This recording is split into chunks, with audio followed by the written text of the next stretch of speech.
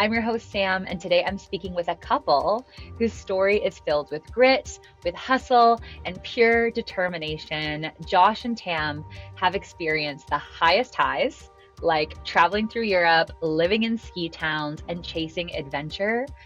But they've also experienced the lowest lows, from sleeping on cardboard in a chicken shop to sneaking toilet paper. Josh, Tam, welcome to Nomad Chat. I'm seeing here that you left for London with a one-way ticket. Yeah, so I was 18 when I left Australia and moved across to London. I remember I booked my flight without telling my parents. How quickly did you transition from office worker in London to online adventurer around the world? We've kind of transitioned into the more nomadic life. So it's taken about 5-6 years to really figure it out. Why did that have to happen for you to become the person you are now? I wanted to see more and learn more about other people and travel the world. And What's your advice for finding that for couples who might be traveling together? definitely give each other space. What are the hobbies that each of you do that are only for you, that are like, this is my thing? I love having a camera in my hands wherever we go. Sort of like a little freedom. And then for me as well, like I'm very into my yoga and my Pilates. I've got a travel blog,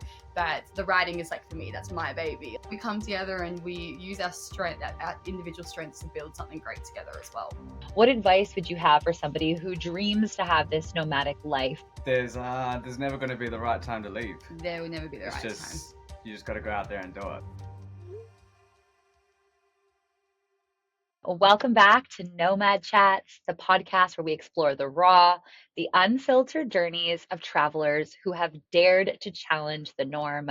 I'm your host, Sam, and today I'm speaking with a couple whose story is filled with grit, with hustle, and pure determination. Josh and Tam have experienced the highest highs, like traveling through Europe, living in ski towns, and chasing adventure.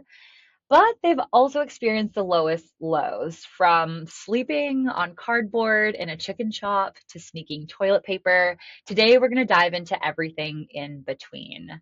Josh, Tam, welcome to Nomad Chats. How are we doing today? Good, we're good. Thank you so much for having us. We're so excited for you to be here. Where in the world are you joining us from today? I got to ask all our nomads that because you just never know where someone's going to turn it from. Where are you? We are currently in Krabi, Thailand at the moment. Okay. Is this your first time there, or are you returning to a spot in the world that you love? This is our first time in Krabi. Yeah, But we've been to Thailand a few times. yeah. But first time in Thailand together, actually. Yeah. So we've been here on family holidays and all of that growing up, being so close to Australia, but first time together. So it's been great so far. First time together. I love that. I feel like that is foreshadowing for this episode where we're going to unpack a little bit of your love story. You're a couple who has chosen to no longer travel independently, but actually, share some suitcase room and to travel the world together. So I want to find out about that story as well as all the lessons that you've learned being nomads, also being a couple who nomads together. And I was saying before we hopped on, I don't actually know a ton of your story. I just have this research in front of me of these little like peaks and troughs of moments of your life that I think will make for a really interesting convo. So I think, Tam, why don't you kick things off? I'm seeing here that you left for London when you were 18 with a one-way ticket. Bring us back to that moment in time. What pushed you to take the leap so young? Yeah, definitely. Yeah, so I was 18 when I left Australia and moved across to London. I remember I booked my flight without telling my parents. I was at school. I was in high school. I was 17 at the time when I booked the flight because I knew I didn't want to go to university. I knew it wasn't for me. And I came home and I told my parents, I'm moving to London. And they go, yeah, we know you want to move to London. I was like, no, I'm moving in like 4 months. And they like, what? We thought you wanted to move when you're like 21, 22. And I said to them, but you moved to London when you were like in your 20s. And they go, yeah, but we didn't think you'd want to go so young. And really, it was my parents. I've got to give so much of like my travels to my parents. They're my biggest inspiration. They are the two most successful people that I've ever met, that I know. And they didn't go to university. They as well, one of those people that didn't stick to society norms all those years ago and left and traveled the world and lived in London. They met traveling. Dad went to the US for 4 or 5 years. So really it was them that pushed me. And I was 18. I didn't know what I wanted to do with my life. It was one of those things where it's like, well, I'm not going to go to uni and figure it out. Why don't I go travel and figure it out? And 6 years later, I still don't know. I just know that I want to travel. So yeah, it was really my parents that inspired me and pushed me. And I just knew that it was just traveling was always one thing I wanted to do. And I'd figure out my career while I was on the road. Do you feel like you figured it out? No. No, it's one of those things. I think traveling, if anything, the longer you do it, the more lost you feel. It's like, am I discovering what I want to do more? Or am I just becoming more lost every country I go to because there's a new place that I want to go to and A new place you want to live. new place I want to live every time I go somewhere, new experiences, new work I'm exposed to every time I get to a new place. Like, it's just so eye-opening that I just feel more lost than ever. But that's part of the nomadic life, I guess you could say. Absolutely. It really pushes you to redefine what success looks like. And so much of what we're taught when we're young is have a successful career.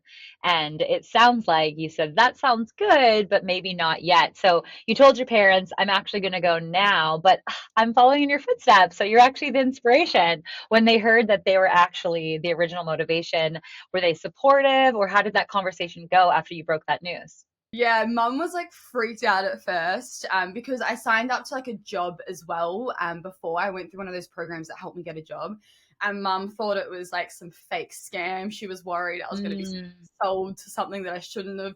And she called the company and made sure they were legit. And then once she did, and I said to her, I was like, Mum, you didn't go to uni, you did all of this. She goes, I actually don't have a leg to stand on. Like, you're right. Your whole entire life, I've told you my story and I've encouraged you to do this, and now you're doing it, and I'm freaking out. It's not fair. So there's a little freak out for an hour, and then there was the hugs, and we're very proud of you. So yeah, they were very, very supportive, and I think they realized they can't tell me off because I'm doing exactly what they did.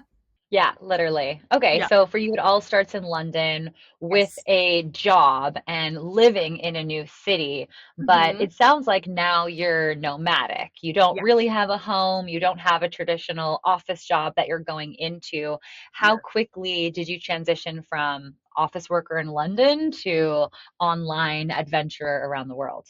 Yeah, it's only been quite recent. Like, I've been traveling. So I was 18 when I moved to London. I'm 25 now. Have lived through New Zealand, Canada as well. And in every place I've lived, it's always been kind of office job or hospitality. So it's when we left Canada 6 months ago, we've kind of transitioned into the more nomadic life. So it's taken about 5, 6 years to really figure it out. But I also think just have the bravery to do something so different. You know, there's always that comfortability in the 9 to 5, knowing that you've got a job, a steady paycheck, which you want when you're traveling. It's scary not knowing, you know, maybe when that next paycheck will come in when you go off and work for yourself and freelance. So it's taken quite a few years, but I also think it's all the travel has brought me to this moment. You know, it's made me resilient, made me be more able to work for myself and things like that. So it's taken a while, but again, it's all part of the learning curve when you are traveling. And you're so young. You still got a lot of life to live, and the world is huge, as you know. So, the next point I'm seeing on your journey is selling paintball tickets on commission with 30 housemates and two toilets. Do I have that right? What point in your life is that? Well, this was when I first moved to London, so you can see why now mum thought it was all a scam and I was being sold to something I shouldn't have been. Because that was the whole thing. I went through a company that helps me get a job and housing when I first got to London because I was so young. I was like, I've never lived out of home before, so how am I meant to go find housing? So I went through one of these companies, and again, I was 18. I was like, cool, I'm going to live with 30 people, a bunch of Australians and South Africans, a few French, you name it.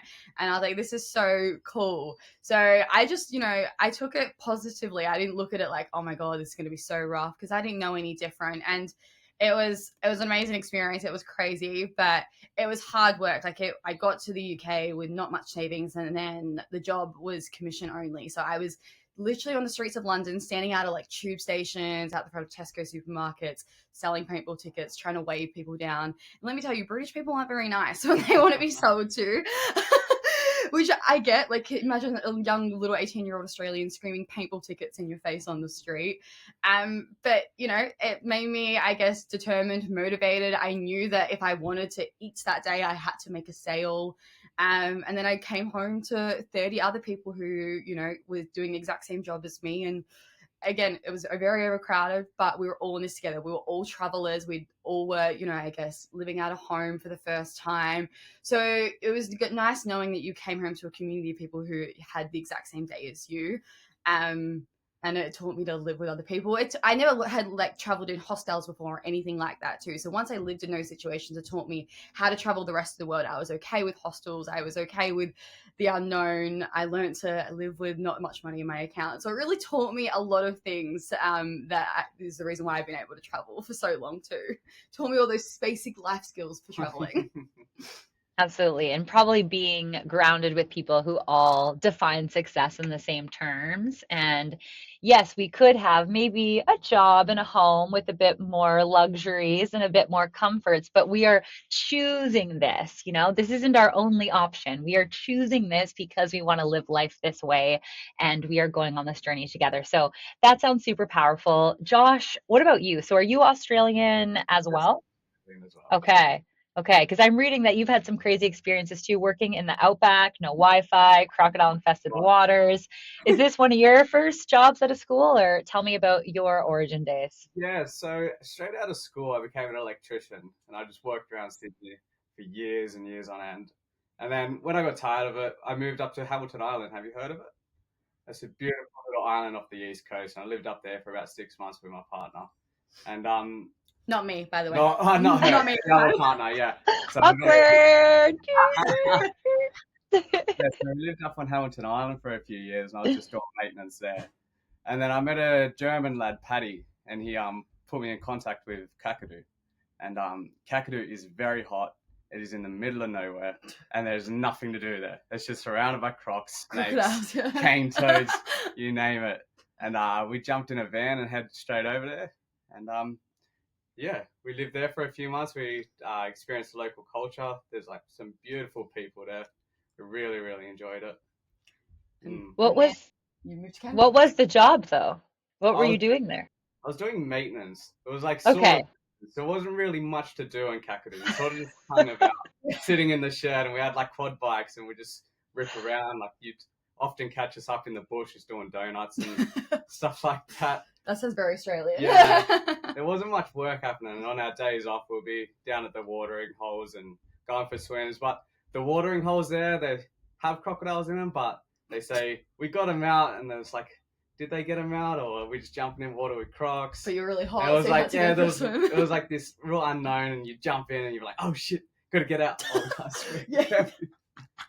Did you have any close calls? Not so much close calls, but we watched a lot of crocs fight each other. Okay. Like, yeah, it was quite crazy. Okay. In an area that there was no like barricade, just like it was there. No, there's no barricade. So they can walk straight up on the land, and let me tell you, they are quick. Once they're on land, you do not want to be near them. They are Okay. very fast. Okay, good to know. Well, I think Tam's done a really good job of, I don't know, unpacking what she learned from that and the value that that experience gave to her in terms of living with all those housemates. Like, what is your takeaway from this? Why did that have to happen for you to become the person you are now? It was crazy to see how other people lived in the same country as you. Like growing up in Sydney, we had access to pretty much everything, and then moving to the outback, they don't have a whole lot, and their culture is very, very different. So it opens up your eyes to what you get and what other people are missing out on, and yeah, it makes you really appreciate where you come from. And that sort of opened up the door for me wanting to see more and learn more about other people and travel the world and see what they do there, because everyone's different. Hmm. That's really beautiful. Yeah, especially within your own country to see directly how much of a divide there can be and how Yeah, people live. And it's like, if there's this much culture shock in my own country, what can I get if I explore the world? yeah, So that's cool. that's exactly right. Yeah. Yeah. Hmm. So I'm guessing the next step was Canada, which I'm not surprised as a Canadian who lives near a ski town. Most people have an Australian or a British accent in Whistler, Yeah. right? More Australians So and than Yeah. Canadians. The working holiday visa, it's really working for all of our countries. People are leveraging it. So I'm guessing you were in Canada on one of these visas. Is that right? Yes. Yeah. That's right. Okay, tell me more about your time in Banff and why Banff. What were you doing? And of course, what we're all waiting for, how did you meet? Yeah. Banff was chaotic. Let's Banff just is say that. yes, It's yeah. it's a very crazy place. Yeah, I moved there a couple months before you. I moved there around October time, so like the beginning of the ski season. And when I Yeah. first got there, again, it was like just get a job and get housing wherever you can, because in ski towns it's so hard to find housing. So I started working. Incredibly hard. Yeah. Yeah, so Yeah, you go. Sorry. so I got a job at a resort and like lived in staff accommodation under the resort and was working reception. And I realized very quickly, in Canada and in ski towns, if you don't have a job with tips, it's really hard to make money. And also I hated living in staff accom. Like it was negative 40 degrees and our showers didn't go hot. So, like I would get home from Ugh. snowboarding today and then I would have to have a cold shower, and it was just like I was like almost like dormitory style. I lived with 4 people, and then there was like rooms up a corridor, so it was like one kitchen share between 100 people on one floor, and like Mm. we had a toilet in our room, but it was very, very basic. So after about 6 weeks of that, I was like, You get tired of it. I need to find housing. So I was on like Kijiji and all those like housing apps and just talking to as many people as I could. And I managed to get an apartment that moved into a serving job, working at the Canadian Brew House, which I couldn't get any more Canadian. It was such a Canadian job. So like beavers and maple leaf logos everywhere. Everywhere, hockey games on every night. So yeah, that's where I started, and then you came a couple months after Yeah, me. I came a couple months later, and I wasn't lucky enough to get staff accom or anything like that. Or So find an apartment. or find an apartment. Yeah. I was living in a hostel with 12 people, like in a 12-bed dorm, Yeah. for basically the entire winter, and it was bad. The smell was like everyone comes home from snowboarding all day, leaves their boots inside. Yeah, it just was not nice. So And you were a cleaner cleaning toilets. that's so right. Yeah, probably so it didn't only help. made it worse. Yeah. Up on the hill, I was cleaning toilets to get by, and then you come home to a 12-bed dorm, and there's only one toilet in that room. Yeah, it was absolute carnage down in that hostel. Yeah. But that hostel is how me and Tamara, I guess, met. Yes, like that. Because we all everyone went through that hostel, and we had a massive group of friends, like 30 people, all go through Yeah, that because hostel. I lived in that hostel as well for a couple of weeks before my staff account became available. And it's funny, every single person I know in Banff, like my whole entire community of friends, is all from that hostel. So we all laugh about it. But if it wasn't for that one hostel, Yeah, we wouldn't have met. yeah, so we were introduced from friends of friends. And the one thing that people told us when we first met was, who the heck introduced you to? Because we've always been told we're the boy-girl version of each other. And then when we met... It was a very explosive lifestyle in Banff, though. Yes. It was very, very go, go, go. It always is. It's snowboarding, and then it's like you work as hard as you can, and then there's always parties going on. But yeah, when we met, everyone was like, this is too dangerous. You two should not be together. Why haven't you been kept apart?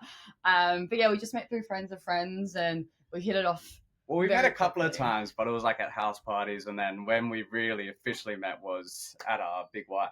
Yeah, at another festival. ski town, a festival, Yeah. and it was a whole thing. I thought he was into girls. I thought... I don't go down that road. Yeah. Yeah, I don't know if we should say that. Yeah. I don't know. Yeah, There's something I want to say back, but maybe we'll just leave it. Yeah. I was gonna say sometimes those are the best men, They're just the good guys, right? My husband's one of those. Yeah.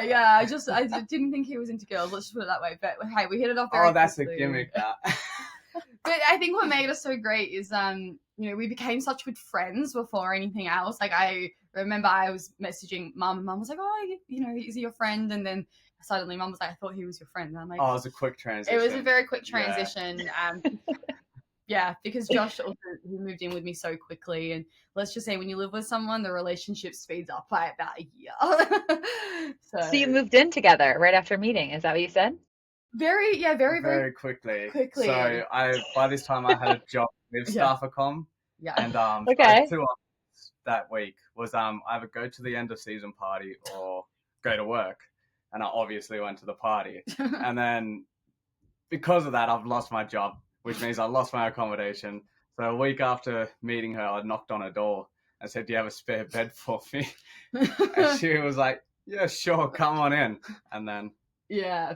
So because that's a whole catch with Banff, you know, your job is tied to your housing, and also you hated your job, but make one little mistake where you choose to go to a party instead, which is one of those things you do when you're in a ski town. You lose your In your housing. So 20s. yeah, yeah, exactly. And, like, you hated the job. You're a bellman at yeah, and some it was fancy. minus 15 degrees outside, so sleeping out there wasn't an option. Yeah. So I thought, hey, my best friend that I just met, let's give her a try. Yeah, so he came knocking on my door and said, "Hey, I've lost my comb," and I'm like, "Well, I'm not gonna make you sleep on the street." So yeah, he came and You basically pushed me in the door. yeah, so he came and lived with me, and we were living together within like 2 weeks of knowing each other. So that's why you fall in love a lot quicker when you're so close to them all the time. Or fall out, you know, it can But really go either way. It it really could. definitely can. But we learned that we like a lot of the same things. We love to wake up in the morning with coffee. We love to go for a morning snowboard Yeah. together. So it worked well very quickly. Amazing. And I'm assuming very quickly you learned that you both love to travel, which I want to transition to. But because we've mentioned this hostel so many times, like, what is the name of this hostel in Banff? If someone's like, Oh, this sounds if you've, amazing. if you've ever been to Banff, you know this hostel. Yes, it's called the Banff International Hostels, which speaks for itself. It's literally full of international people who Yeah. nowhere else to go. If you're traveling to Banff and you're going by yourself, go to that hostel. Yeah. You'll meet so many amazing people. It's honestly like we could not recommend enough. And right across the road there is another hostel, I think called the Samsung Hostel, which is just as great as well. So you've got two hostels full of Aussies, British, Europeans, everyone. You have the time of your life there. Yeah. Okay, amazing.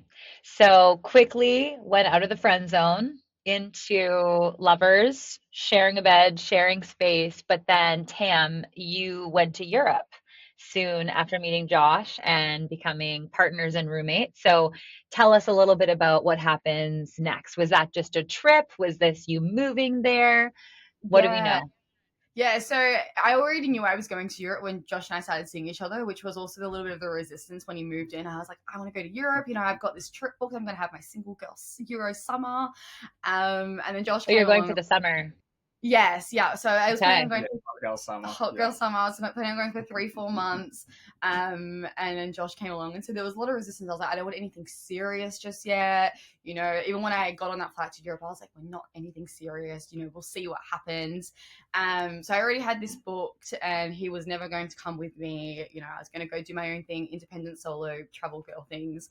And then I got there, and you know, within a week of being there, I was like, I can be single and in Europe, but I can still have a boyfriend and be in Europe and do this independently, because I realized very quickly that my heart was with him. I didn't want to be single. You know, I saw the single girl scene in Europe, and I was like, I want my man. So yeah, within a week, I was in Europe, and you know, committed to him. But then about 5-6 weeks in, I was like, come, you know, like, why not? I've been traveling around on my own, doing my own thing for a bit, mostly through Spain. You know, I think you should come. And at this point, this is when Josh was living in a chicken shop on the floor. So he didn't have a lot to give up. It's not like he had housing or at least he was tied to. Right. So within 5 to 6 weeks, I was like, okay, you know, you've been grinding. Why don't you just come? And you booked a flight pretty quickly. Yeah. So I guess that moves on to his story a little bit too, with living in a chicken shop. Yeah, I definitely want to come back to that, but I'm curious, what is your advice for finding that balance as a couple to, you know, because it's kind of those extremes, right? You're either codependent, which can often happen when you're traveling and it's just the two of you and you don't know anybody and you're in this town, you have to figure things out together. You can really become dependent on each other, or you could be like super independent couples that do their own thing. It sounds like you've really found that interconnectedness balance that people aim for. Like, what's your advice for finding that for couples who might be traveling together? Definitely give each other space. Yeah. When the other, like, you need to know when someone else wants their alone time. And I think you just got to be vocal about it, to speak up when you want to be alone. Yeah. Otherwise, you will end up resenting each other because we're so close all the time. Yeah, exactly. And even when I went to Europe, you were very, very understanding. You know, you just said, go do your thing. I think. Yeah, we were very fresh at that point, though. So it was like. Yeah, but also I think it's just understanding that I think alone time is really important when you find yourself, more than anything. You know, you can still find yourself in a relationship, but it's spending time with yourself is when you learn the most about yourself. And I was definitely in a point in my life where I wanted to go and learn more about myself. You know, I'd never done a Europe trip on my own, and you were very supportive of that. And then even when he got to Europe, you know, we still did our own thing. Even now, we sometimes say, you know, I want to go on a little 2-day trip on my own sometimes.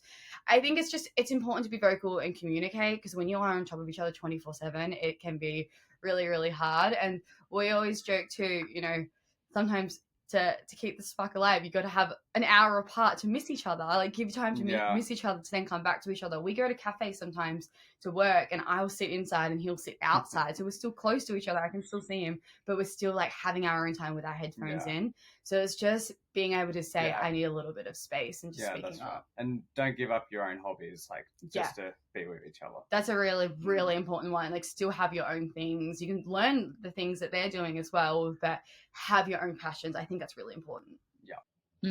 Absolutely. I've heard the like independent togetherness where you're like doing an activity in the same room, but like doing different activities. Like maybe someone's like watching something on their headphones, someone's reading, or in your example, like working at opposite ends of the co-working space. I think that's beautiful. What are the hobbies that each of you do that are only for you, that are like, this is my thing? You go. I love to film. I love having a camera in my hands wherever we go, photos, filming. Yeah. It's sort of like a little freedom. Yeah. And then for me as well, like I'm very into my yoga and my Pilates. So a lot of the time, if Josh has got the camera, I might be here with my yoga mat or something like that. But you also you do join me with Pilates. But yeah, we do it with each other as well. Like we teach each other. Obviously, she's way better at yoga, and I don't know how she does it. But it's just little things like that. And then I'm very into like, I'm very passionate about my writing, and I travel blogging. We've got a travel blog, but the writing is like, for me, that's my baby. Like he doesn't touch that because he doesn't have much interest in it, but that's fine because he takes the photos for my blog. So it's like we've got our things that we come together and we use our strength, our individual strengths, to build something great together as well. I love that. Okay, amazing advice. My last question around that, and then we'll get back to this chicken shop because we can't just leave people hanging, is sometimes it can be hard to receive information from your partner that they want their own time, right? Sometimes if it's said in a certain way, you could like, you know, maybe internalize that, or it could lead to someone feeling disappointed. And I know it sounds like communication is a strength of you two as a couple. So what are some tips you have around like standing up for your independence and, you know, doing so with care that it could offend or hurt somebody else? What advice do you have there? Don't wait. Just if you want alone time, just speak up. The more you like keep in, the more you're going to resent your partner for no reason. Yeah. Like just speak up. I think I'm actually not that great for that. It's one thing that I'm actively trying to like work on, is I internalize it, and then all of a sudden sometimes I explode, and then Josh just goes, "Why didn't you say something 3 hours ago?" So just like speaking up, you know, when you think is the right time. Just go do your own thing. Like we don't own each other. Just go do your thing. If you want to go to the beach. Yeah, but I think it's also, it works the other way. It's just learning to be compassionate when someone says, I need my alone time. Not taking it personally. It's not a personal attack against you. Yeah, just always understand that it's just, you know, just be compassionate and understanding. And I think a lot of the time we can take things personally, especially when you're in a relationship, when you're with someone all the time. Yeah, just because no, it's not personal. There's no one else here with us. It's just us. So we do get a lot of each other. It's okay to be apart. Yeah. So just say it when you feel it, not in 5 hours time, because then you're going to say it in a very probably snappy way. And just know if you're on the other end of it, it's not personal at all. Spot on. Okay, love it. Let's get back to this fried chicken chop. So I'm guessing when Tam went to Europe, she lost the accommodation that Josh was now sneaking in on. Is that what happened? That's what happened. Okay. So she goes to Europe. You're broken up at this point, I'm getting is the vibe, right? You break up. We were friends. We in were limbo. We were like, let's see what happens. One of those sort of Got things. it. We knew what was going to happen, but we were both in a little bit denial. Like, still like, oh, we want to be single. We're not sure. On a plane, and it's a very, very emotional goodbye. And it's not a goodbye of single people. Let's put it that way. And Tam's off on a European hot girl summer, and Josh, you are homeless again. So tell us what happens next. Hot boy summer in the chicken shop. Hot boy summer in the chicken shop. So yeah, when Tam left, I lost the accommodation, and I just started a new job with the local chicken shop, and yeah, so I work there all day and then have nowhere to go at night. So I thought I'd just sleep out the back in the toilet, and so go out the back, lay out a bunch of cardboard, put my clothes down, and then sleep there for the night. And it was horrible. And to make it even worse, the light didn't turn off. It was permanent lighting in there 24/7. So I'd Oh my work all gosh. day, eat chicken and coleslaw, sleep out the back, get up and do it all again. And what made it even worse was Europe and Canada time zones are completely opposite. So as he was going to bed, I was waking up and I would be FaceTiming him like on a beach walk in Spain and he'd be on the floor Yeah. of the chicken shop. So maybe that's also what sped things up a little bit for me to say, Like, come to Europe. Yeah, it saved me a lot of money. Yeah. Like, it was incredible. It saved me so much money because, like, trying to find housing in summer in Banff, it is impossible. Like, Yeah. it costs so much as well. Just for 1 month, it was like $2,000. It's insane. So, yeah, sleeping in the back of the chicken shop, it worked out great because then it put money in my pocket and I was able to go to Europe and see Tamara. Yeah, you were able to book a flight like within a week of coming. So it was one of those sacrifices that you made that, you know, again, it's a sacrifice you make to be able to travel. You know, he could have had the security of housing and a roof over his head and paid a bond and a lease and all of that, and then been tied in to housing, but it just wasn't worth it. Yeah, sometimes you've got to make a decision like where you want to be and where you want to end up, and sometimes doing the bad stuff now is better long term than you want like to end up in suffering Europe now. with me. Yeah, that's right. Yeah, 100%. Yeah, you mentioned sacrifices, and it sounds like there's been so many sacrifices you've made to not only be together a little bit, but also to live your ideal lifestyle of traveling and exploring and adventuring. I see here from working 3 jobs to racking up debt, strategizing at self-checkouts. I'm guessing that means stealing? 5-finger discount. Yeah. 5-finger discount? Was there ever a moment where you questioned this and thought, is all this worth it?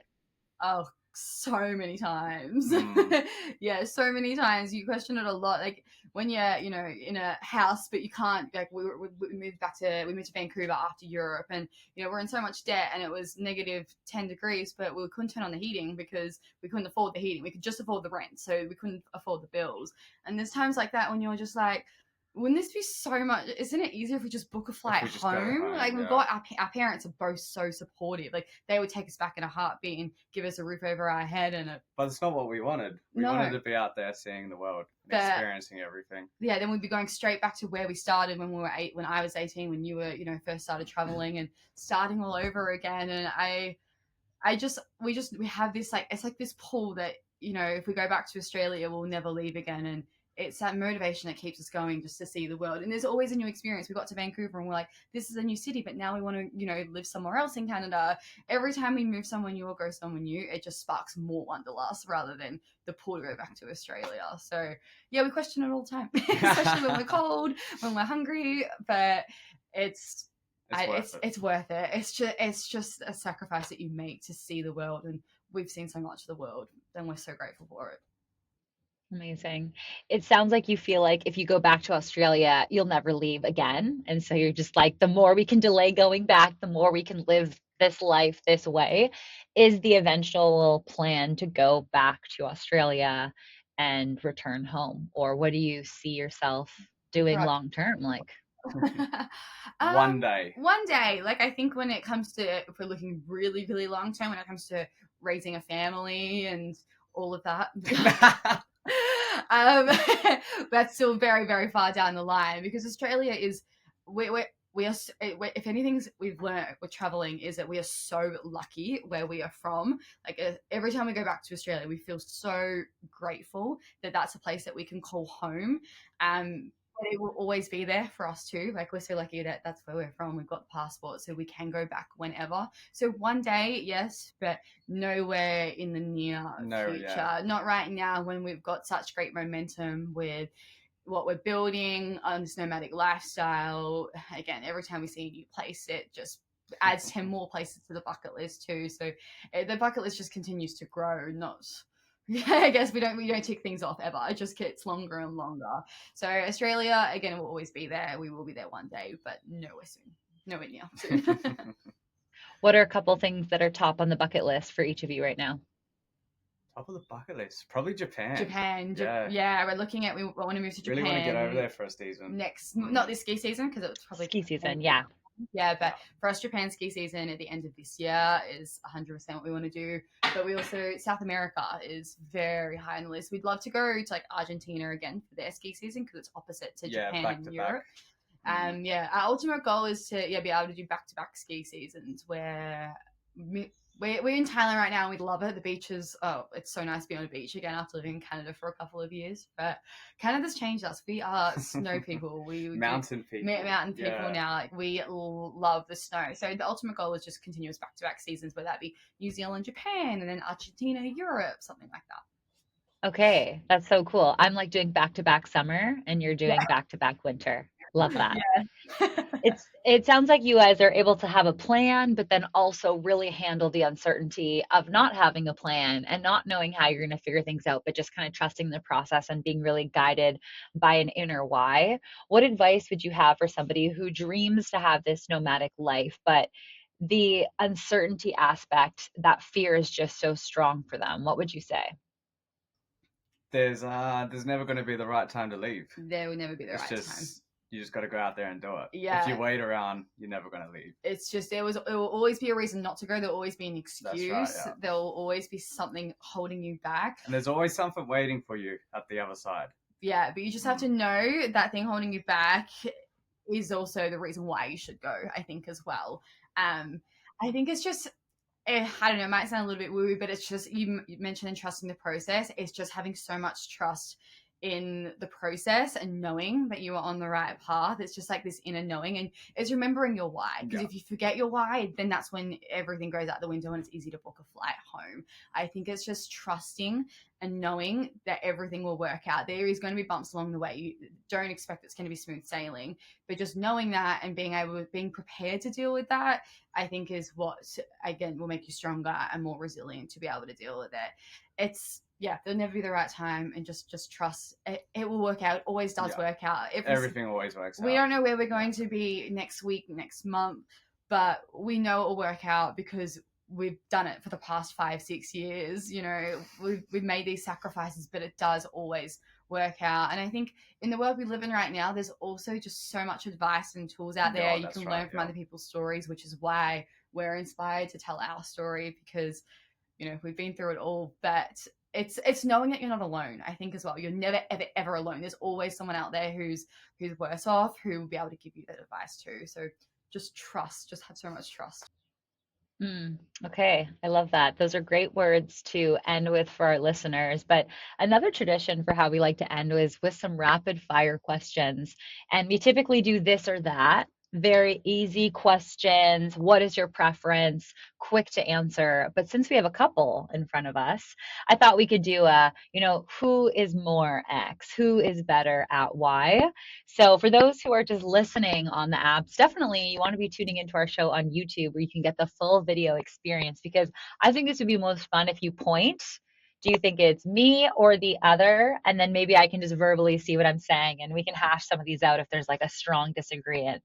How do you feel about that? Okay. That sounds like fun. Let's do it. Should we face each other? No cheating. Okay.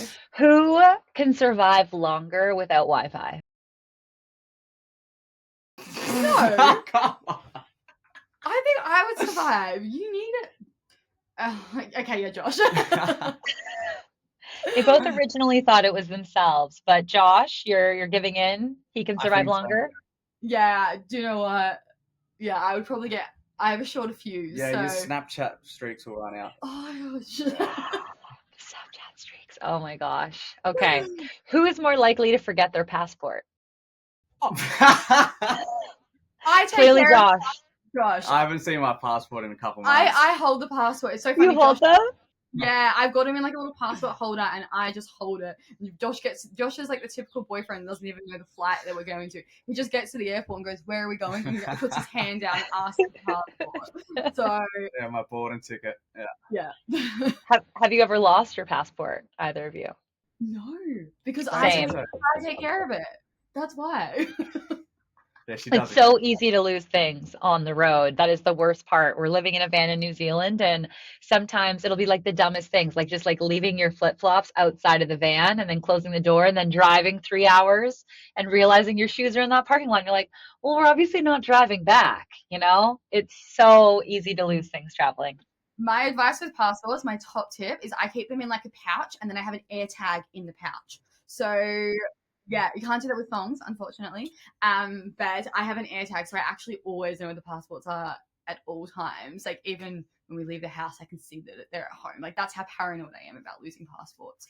And So then do you keep them somewhere secret? Like where are they right now? Stashed there in the roof. they, they usually end up like in my like undie pocket, like or something, underwear pocket in my Yeah. bag, or if I'm like saying, if Don't tell him. yeah, oh sorry, I can't say that.